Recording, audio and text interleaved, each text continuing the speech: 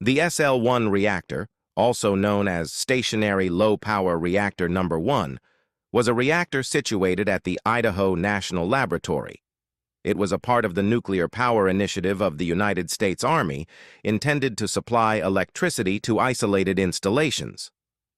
Building and operation of the reactor. The SL-1 was a small boiling water reactor, BWR, generating 3 MW power. It used uranium fuel, was cooled and moderated by water. The design aimed for simplicity and compactness to meet the military's need for an energy source. The reactor core housed 40 fuel assemblies with control rods employed to manage the reaction by absorbing neutrons. The incident. A tragic accident occurred on January 3, 1961, during maintenance at the reactor. 3 operators were engaged in reassembling the control rod mechanism when one operator manually withdrew a central control rod, an element in regulating the reactor's neutron flux, as part of the maintenance procedure. Series of events: removal of control rod. The main control rod was pulled around 26 inches all at once, exceeding the advised limit of 4 inches. This abrupt action resulted in a surge in reactivity, triggering a critical event. In layman's terms, the reactor shifted from a critical condition to a supercritical state almost immediately. Explosion. The rapid rise in power caused a steam explosion, which resulted from the instantaneous boiling of water in the reactor core. The force of the explosion was so great that it lifted the reactor vessel and caused significant damage to the building. Radiation release. The explosion also released a large amount of radioactive material into the environment.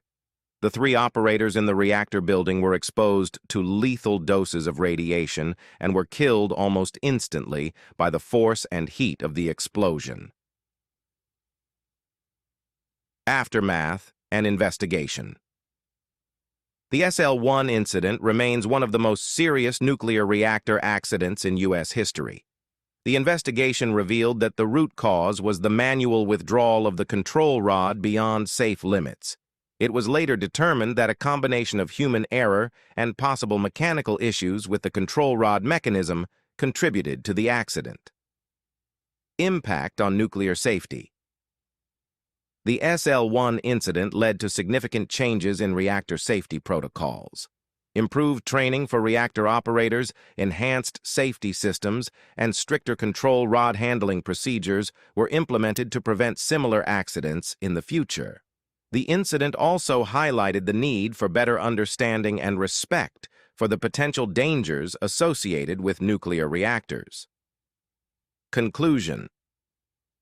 The SL-1 incident serves as a sobering reminder of the importance of stringent safety measures and the potential risks involved in nuclear power operations. Despite its tragic nature, the lessons learned from this event have contributed to the ongoing improvement of nuclear safety standards worldwide. And TAF was the SL-1 accident.